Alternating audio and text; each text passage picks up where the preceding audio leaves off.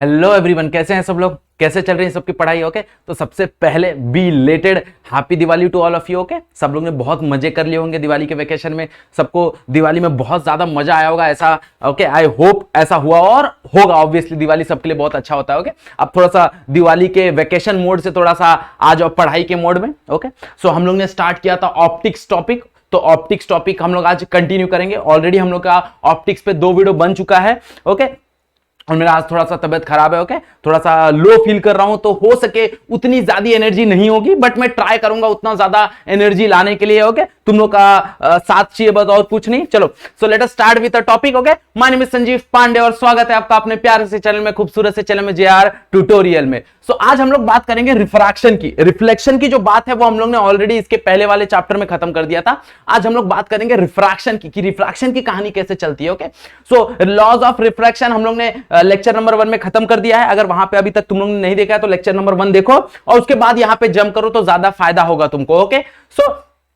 अगर हम लोग रिफ्रैक्शन की बात करें तो रिफ्रैक्शन की कहानी कैसे चल रही है? देखो, रिफ्रैक्शन की कहानी चल रही है जब मीडियम चेंज हो रहा है, और जब मीडियम चेंज हो रहा है तो ही कहानी बन रही है। अगर मीडियम चेंज नहीं होगा तो रिफ्रैक्शन की कहानी नहीं बनेगी। और यहां पे सबसे इंपॉर्टेंट चीज क्या है? स्नेल्स लॉ, जो कि हम लोग को ऑलरेडी पता है। क्या है स्नेल्स लॉ?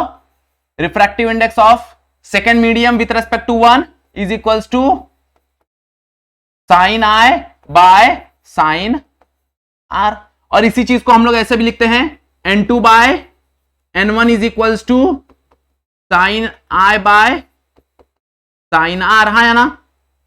इसी चीज को हम लोग ऐसे भी लिखते हैं। ओके, अब मान लो कि अगर यहां से कोई रे आ रही है और यहां पे रिफ्रैक्शन हुआ और मेरा ये वैक्यूम है, भाई जो मीडियम 1 है वो वैक्यूम है, तो वैक्यूम है तो उस टाइम उस सिचुएशन के लिए n1 क्या हो जाता है? n1 हो जाता है 1 उस सिचुएशन के लिए। बट ऐसा हर बार होगा नहीं, हर बार रेज हमारी वैक्यूम से ट्रैवल होकर किसी मीडियम में नहीं आएगी, तो इसलिए हमेशा इसको ऐसे याद रखना है, n2 by n1, n2 by n1 याद रखो। Okay, refractive index of second medium with respect to first medium.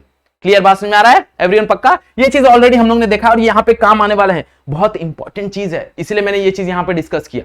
Okay, अब ये चीज तुमको यूटिलाइज कहां पे करना है? ये चीज हमको यूटिलाइज करना है जब हम लोग बात करेंगे एपरेंट डेप्थ की। ओके, देखो एपरेंट डेप्थ क्या होता है समझने की कोशिश करो। देखो, एपरेंट डेप्थ की बात करने वाले हैं कि तुम लोग ने देखा रहेगा कि मान लो कभी कभी हमारे साथ ऐसा होता है कि जब हम लोग नहाते रहते हैं तो बाल्टी का जो साइज होता है वो इतना बड़ा दिखता है और उसके अंदर पानी यहां तक है मान लो। मतलब एक्चुअल में देखने जाओ तो बाल्टी का डेप्थ इतना है, this is called actual depth, actual depth. But जब कभी भी हम लोग थोड़ा सा ऊपर से देखते हैं, जब कभी भी ऐसा, तो मेरे को ये जो डेप्थ है वो कम दिखता है। ये सुनो, ये जो डेप्थ है वो यहां पे मान लो कोई पॉइंट है, तो ये पॉइंट मेरे को यहां पे दिख रहा है, मतलब एक्चुअल मेरे को इसका हाइट इतना ही दिख रहा है। This is called apparent depth, this is called apparent depth. अब ये फिनोमिना क्यों होता है वो समझने की कोशिश करो। ओके, ये फिनोमिना क्यों होता है वो समझने की कोशिश करो। तो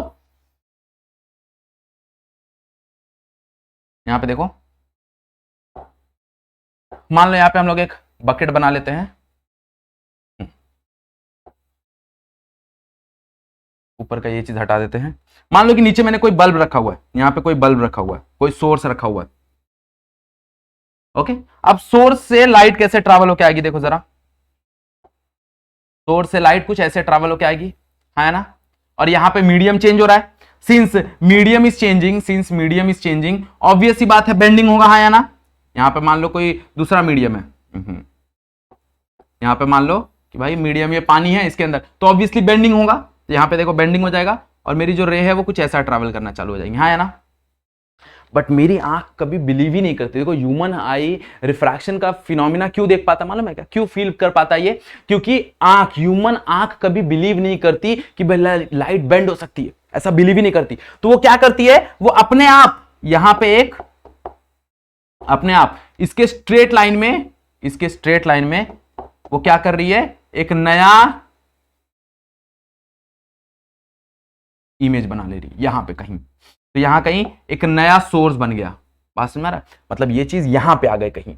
okay, this is called apparent depth. बहुत छोटा बन गया ये, बट ऐसा बनता है एपरेंट डेप्थ। ओके, क्योंकि बेंडिंग इतना ज्यादा नहीं होता है। अब मान लो यहां पे मेरा बन गया normal reaction, this is normal reaction, not reaction, normal line. Okay, तो अब ये नॉर्मल लाइन बन गया। देखो कौन कौन सा एंगल क्या क्या बनेगा तुम लोग मेरे को बताओगे। ये मेरे ख्याल से इंसिडेंट एंगल बनेगा, ये मेरे ख्याल से रिफ्रैक्शन एंगल बनेगा, हाँ या ना, ये इंसिडेंट एंगल बनेगा, ये हमारा रिफ्रैक्शन एंगल बनेगा। ये देखो क्या बन जाएगा, अगर मैं इसको स्ट्रेट लाइन ड्रॉ कर दूं और इसको भी स्ट्रेट लाइन ड्रॉ कर दूं यहां से यहां तक, तो मेरे ख्याल से ये जो डिस्टेंस होगा, लेट अस से ये डिस्टेंस x है, तो वही डिस्टेंस ये होगा। मान लो ये ऑब्जेक्ट है O, तो ये ऑब्जेक्ट हो जाएगा O डैश, है ना। इसको मान लो A, ये पॉइंट को मान लो B, यस और नो। ओके, अब ध्यान से समझने की कोशिश करो, ध्यान से समझने की कोशिश करो। देखो ये वाला जो ट्रायंगल दिख रहा है, ये वाला ट्रायंगल सबको दिख रहा है। ओके, अब ये वाले ट्रायंगल में क्या मैं बोल सकता हूं यही सेम एंगल होगा, है ना, यही मेरा आई होगा ना, देखो Z बन रहा है, हाँ या ना। तो क्या मैं यहां से बोल सकता हूं tan i क्या होगा, देखो जरा यहां से अगर मैं tan i निकालने जाऊं तो tan i क्या हो जाएगा मेरे को, tan i विल बी क्या मिलेगा मेरे को, opposite bye adjacent. Opposite is nothing but this BA, हाँ या ना, और BA को हम लोग ने क्या एज्यूम किया है, x, तो x by adjacent, adjacent is nothing but the real depth, यही तो है मेरा रियल डेप्थ, हाँ या ना। इसको r ले लो, और ये मेरा अपरेंट डेप्थ, इसको a ले लो, तो रियल डेप्थ बोले तो r, हाँ या ना। अब देखो जरा, ये r है, ये r है, तो कहानी कैसे बनेगी, देखो जरा, अगर ये r है तो वर्टिकली अपोजिट देखने जाओगे तो ये भी मेरे ख्याल से r बनेगा, हाँ या ना। वर्टिकली अपोजिट देखने जाओगे तो करस्पॉन्डिंग में ये भी r बनेगा, हाँ या ना। अब ये r बन गया तो tan r क्या बनेगा, tan r अगेन क्या होता है, अपोजिट मतलब x, देखो ये x डिस्टेंस होगा, BA is nothing but x divide by ये हाइट एडजेसेंट बोले तो a ना, but angle is very small. अब एंगल बहुत ज्यादा छोटा है, तो यहां से मैं बोल सकता हूं ना, यहां से मैं बोल सकता हूं, क्या बोल सकता हूं, यहां से मैं बोल सकता हूं भाई angle is very small.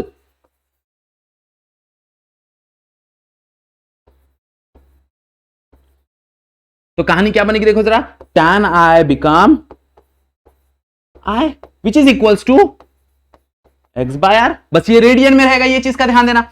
tan r become r which is equals to x by a, है ना। अब स्नेल्स लॉ कंसीडर करो, स्नेल्स लॉ क्या हो जाएगा, स्नेल्स लॉ मेरे को पता है, स्नेल्स लॉ क्या होता है, n2/1 इज इक्वल्स टू क्या हो जाएगा, sine i by sine r, है ना, by first medium to second medium, yes और नो। अब यहां पे ध्यान से देखने की कोशिश करो, n2/1 मतलब second medium with respect to first medium, तो सेकंड मीडियम क्या है, एयर, हाँ या ना, तो n of air divide by first medium क्या है, वाटर, तो n ऑफ वाटर, हाँ या ना, is equals to sine i। अब एंगल बहुत ज्यादा छोटा है तो साइन i भी क्या बन जाएगा, i बन जाएगा, यस और नो, तो this become i, sine r भी क्या बन जाएगा, r, and what is i, what is r, substitute the value, और n ऑफ एयर हमको पता है, n of air is nothing but 1, तो क्या मिलेगा मेरे को, 1 by n of water is equals to what is i, देखो यहां पे i उठा लो, x बाय r, क्या ही मिलेगा, this is nothing but x by r, whole divide है ना, होल डिवाइड है, तो जब उसको मल्टीप्लाई करूंगा तो ये उल्टा हो जाएगा, that become a by x, तो x से x कट गया, क्या मिलेगा देखो जरा, 1 by n of water is equals to a by r। अब वाटर का निकालना है तो इसको इनवर्स कर दो, ये भी इनवर्स हो जाएगा, क्या मिलेगा, n of water is equals to r by a। तो ये मैं डायरेक्टली वाटर का रिफ्रैक्टिव इंडेक्स निकाल सकता हूं हाइट के हेल्प से, ओके, या फिर मैं डायरेक्टली अगर मेरे को वाटर का ये पता है, क्या बोलते हैं, रिफ्रैक्टिव इंडेक्स पता है और मेरे को रियल डेप्थ पता है, तो मैं एपरेंट डेप्थ भी निकाल सकता हूं कि भाई एपरेंट डेप्थ का हाइट मतलब ये जो नीचे वाला जो सरफेस है वो मेरे को एक्चुअल में कितना ऊपर दिखेगा। क्लियर, बात समझ में आ रही है सबको, समझ में आया कैसे रिलेशन, कैसे हम लोग रिलेट करते हैं वाटर के रिफ्रैक्टिव इंडेक्स को रियल डेप्थ से और एपरेंट डेप्थ से। ओके, इंपॉर्टेंट चीजें हैं, एग्जाम में इसके ऊपर ज्यादा करके न्यूमेरिकल्स आते हैं, तो अगर तुमको प्रोसीजर पता है तुम लोग न्यूमेरिकल सॉल्व कर लोगे, कोई प्रॉब्लम नहीं है। क्लियर, समझ में आया ये चीज एवरीवन, पक्का। अब इसके बाद एक फिनोमिना है जो मैंने ऑलरेडी तुमको बताया था कि हम लोग डिस्कस करने वाले हैं, that is nothing but a total internal reflection. देखो बहुत मजेदार फिनोमिना है और बहुत इंपॉर्टेंट फिनोमिना है कि क्या होता है टोटल इंटरनल रिफ्लेक्शन। तो टोटल इंटरनल रिफ्लेक्शन के लिए ना तुमको दो कंडीशन कंपलसरी है, तभी ये फिनोमिना होगा। पहला कंडीशन क्या बोलता है, पहला कंडीशन बोलता है कि तुम्हारा जो लाइट है वो हमेशा ट्रैवल होना चाहिए डेंसर से रेयरर, हमेशा रेयरर से अगर डेंसर ट्रैवल हो रहा है तो फिनोमिना होगा ही नहीं, याद रखना। सेकंड फिनोमिना क्या बोलता है, सेकंड पॉइंट क्या बोलता है, सेकंड पॉइंट बोलता है कि इंसिडेंट जो एंगल है ना तुम्हारा, इंसिडेंट एंगल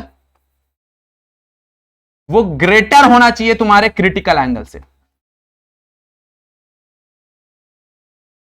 इससे क्रिटिकल एंगल से, incident angle should be greater than critical angle. Now what is critical angle, अब वो समझने की कोशिश करो कि भाई क्रिटिकल एंगल, देखो टोटल इंटरनल रिफ्लेक्शन तो थोड़ी देर बाद डिस्कस करेंगे, सबसे पहले क्या होता है क्रिटिकल एंगल, वो डिस्कशन करने की कोशिश करो। नहीं तो पता चला क्रिटिकल एंगल पता ही नहीं है, टोटल इंटरनल रिफ्लेक्शन पढ़ रहे हैं, सारा चीज बाउंसर जा रहा है। तो पहले क्रिटिकल एंगल क्या होता है वो समझने की कोशिश करो कि भाई ये क्रिटिकल एंगल क्या है, ये नई चीज क्या है, इसको समझने की कोशिश करो। देखो क्या समझ में आएगा, देखो जरा समझने की कोशिश करते हैं। तो मान लो एक सरफेस है, ओके, मान लो ये एक सरफेस है, थोड़ा सा स्ट्रेट बना देते हैं सरफेस को। तो मान लो ये एक सरफेस है, मान लो ये तुम्हारा डेंसर मीडियम है, एक तरह का पानी, और मान लो ये तुम्हारा रेयरर मीडियम है, एक तरह का वाटर, ऐसा मान लेते हैं। ओके, तो ये तुम्हारा रेयरर है, ये डेंसर है, और लाइट अब ट्रैवल होगी from denser to rarer, from denser to rarer. मान लो यहां पे एक सोर्स ऑफ लाइट है, तो मान लो ऐसा जाएगी वो, बराबर, यहां पे मीडियम चेंज हो रहा है, तो मीडियम चेंज हो रहा है तो ऑब्वियसली क्या होगा, रिफ्रैक्शन होगा, और डेंसर से रेयरर जा रहा है मतलब अवे फ्रॉम नॉर्मल, ये सुनो, तो दिस इज नॉर्मल, मान लो ये तुम्हारा नॉर्मल हो गया, तो ये नॉर्मल हो गया, मान लो ऐसा नॉर्मल बना देते हैं।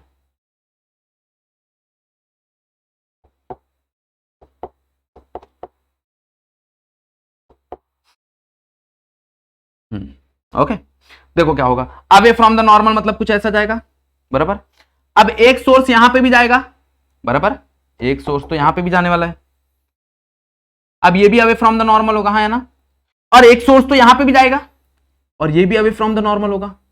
अब ऐसा सिचुएशन होगा, ऐसा सिचुएशन होगा, ऐसा वाला नॉर्मल, याद रखना, ऐसा वाला नॉर्मल जो परपेंडिकुलर हो जाए, पूरा का पूरा परपेंडिकुलर, मतलब क्या हो रहा है, देखो यहां पे ये मीडियम चेंज कर रहा है, ये मीडियम चेंज कर रहा है, ये मीडियम चेंज कर रहा है। अब जैसे ही मीडियम चेंज हो रहा है, देखो away from the normal, away from the normal हो रहा है, और एक ऐसा सिचुएशन आएगा, एक ऐसा सिचुएशन आएगा जहां पे एंगल ऑफ रिफ्रैक्शन, तुम्हारा एंगल ऑफ रिफ्रैक्शन देखो 90 डिग्री बन गया। तो जब तुम्हारा एंगल ऑफ रिफ्रैक्शन 90 डिग्री बन जाएगा, तो उस टाइम जो तुम्हारा इंसिडेंट एंगल रहेगा ना, उसी को तुम लोग बोलोगे क्रिटिकल एंगल। तो critical angle is nothing but a incident angle, critical angle is nothing but a incident angle. But कौन सा इंसिडेंट एंगल, जब मेरा एंगल ऑफ रिफ्रैक्शन कितना बन जाएगा, for that angle of refraction become 90 degree. Clear बात समझ आ रही, नहीं समझ आ रही एवरीवन? ओके, मतलब मेरा जो रेज है वो इन दोनों के जंक्शन में, जहां पे इनका इंटरसेक्शन होगा, मतलब रेयर मीडियम और डेंसर मीडियम का जहां पे इंटरसेक्शन होगा, वहां से वो रे ट्रैवल करना चालू हो जाएगी। That is called critical angle. बात समझ में आया? तो व्हाट इज क्रिटिकल एंगल, अगर मेरे को इसको डिफाइन करना रहे क्रिटिकल एंगल को, तो कैसे डिफाइन करूंगा? Okay, it is nothing but a incident angle, ये एक तरह का इंसिडेंट एंगल ही है। कब? व्हेन तुम्हारा एंगल ऑफ रिफ्रैक्शन बिकम 90। बात समझ आ रहा है? मतलब तुम्हारा R 90 हो जाता है। तो यहां से देखो मेरे को एक रिलेशन मिलता है, क्या मिलता है यहां से, अगर मैं देखने जाऊं तो मेरे को क्या मिलेगा, यहां से मेरे को मिलेगा n of 2 with respect to 1, मतलब second with respect to first. तो सेकंड क्या है मेरा, यहां पे सेकंड क्या है मेरा, सेकंड है मेरा रेरर, और फर्स्ट क्या है मेरा डेंसर, यस और नो? तो मान लो रेरर का, फिलहाल के लिए मान लेते हैं रेरर का मीडियम 2 है, और यहां पे ये n1 है, तो n1 और n2, तो refractive index of 2, refractive index with respect to 1 क्या मिलेगा, which is equals to sine I by sine R, yes और no? But what is R, R is 90, तो साइन आई, उसको सी लिख देते हैं, क्यों? क्योंकि क्रिटिकल एंगल बन जाता है, जैसे ही आर के जगह 90 पुट करेंगे वहां पे आई सी बन जाता है, मतलब वो क्रिटिकल एंगल बन जाता है। और यहां पे क्या आ जाएगा, साइन आर, आर क्या मतलब 90, सो साइन 90 इज 1, तो क्या ही मिलेगा मेरे को यहां पे साइन आई सी, और यहां पे क्या मिलेगा मेरे को n2 bye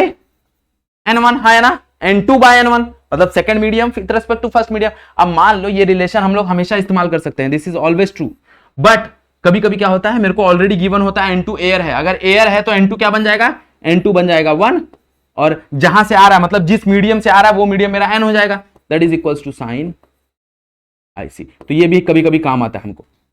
1/n is equals to sine IC। Okay, this is the relation. ये कब देखो, ये हमेशा ट्रू है, ये हमेशा ट्रू नहीं है, ये हमेशा ट्रू है। ये कब ट्रू रहेगा, जब खाली एयर गिवन हो। बात समझ आ रहा है? तो हर बार एयर हो ऐसा जरूरी नहीं है ना, तो ये चीज याद रखो, ये ज्यादा काम आता है।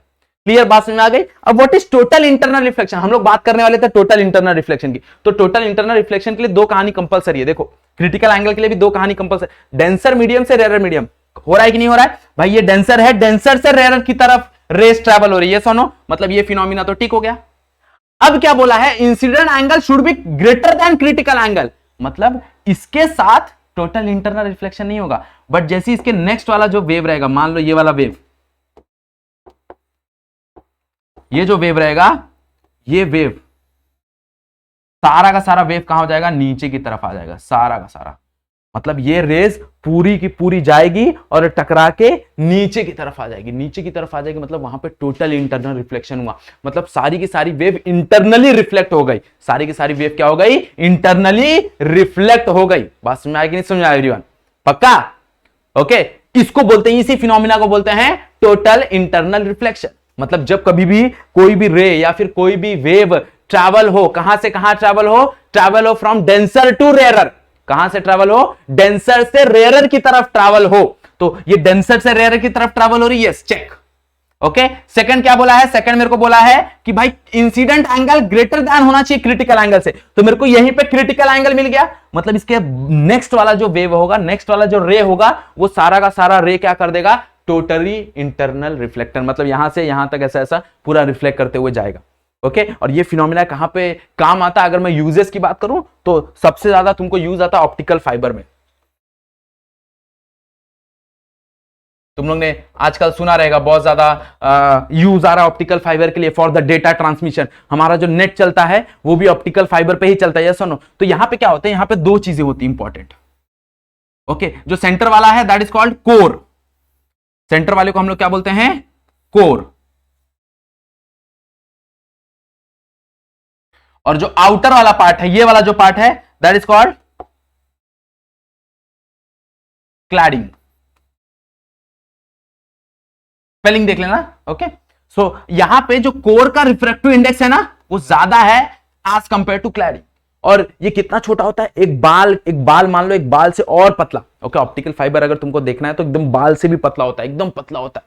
और ये बहुत ज्यादा काम आता है तुम्हारे डेटा ट्रांसमिशन में, बहुत ज्यादा काम आता है। ओके, इसलिए हम लोग का जो, और एक्चुअल में इसके अंदर फ्लो क्या हो रहा है, लाइट के स्पीड से ट्रैवलिंग हो रहा है ना, इसलिए हमको डेटा बहुत जल्दी, लाइक मैंने अगर क्लिक किया, अगर मैंने कहीं पे सर्च किया कि भाई www.that-com, तो हमको क्या मिलता है, फटाक से वो साइट खुल जाता है। क्यों? क्योंकि जो डेटा है वो लाइट के स्पीड से ट्रैवल हो रहा है, क्योंकि इसके अंदर एक्चुअल में लाइट ट्रैवल हो रही है।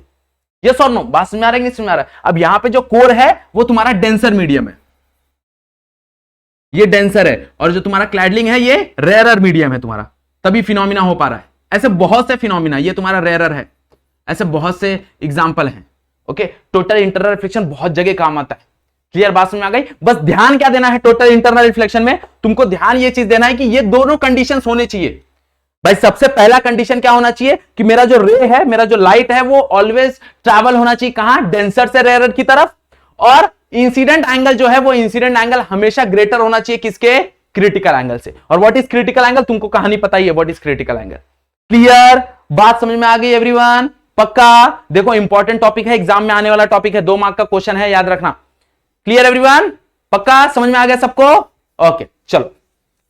तो जो बचा हुआ टॉपिक है, नेक्स्ट टॉपिक हम लोग नेक्स्ट लेक्चर से स्टार्ट करेंगे। वहां पे हम लोग बात करेंगे लेंस मेकर फॉर्मूला की, और स्पेरिकल थ्रू, मतलब जो स्पेरिकल सरफेस है वहां से रिफ्रैक्शन कैसे होता है उसकी हम लोग बात करेंगे। ओके, फिर प्रिज्म हम लोग को बात करना है कि भाई प्रिज्म के थ्रू कैसे रिफ्रैक्शन होता है, प्रिज्म में और कौन कौन से फिनोमिनाज होते हैं, ये सारा चीज हमको बात करना है, वो हम लोग नेक्स्ट लेक्चर में बात करेंगे। ओके, सो आज एक्चुअल में मेरा थोड़ा एनर्जी लो था, तो अगर तुमको ऐसा फील हो रहा है, सो थोड़ा सा इसी पेस में पढ़ लेना। नेक्स्ट लेक्चर में मैं ट्राई करूंगा थोड़ा सा हेल्दी हो जाऊं और अच्छे से रिकॉर्ड करूं, तो तुमको ज्यादा मजा आए। ओके, चलो। सो अगर वीडियो यहां तक देख लिया तो वीडियो को लाइक करो, शेयर करो। ओके, कोई भी डाउट है तो कमेंट करो। ओके, नेक्स्ट लेक्चर हम लोग नेक्स्ट इसमें स्टार्ट करेंगे। आज का वीडियो हम लोग यहीं पे एंड करते हैं। आज के लिए बस इतना ही। That's it for today. Thank you so much.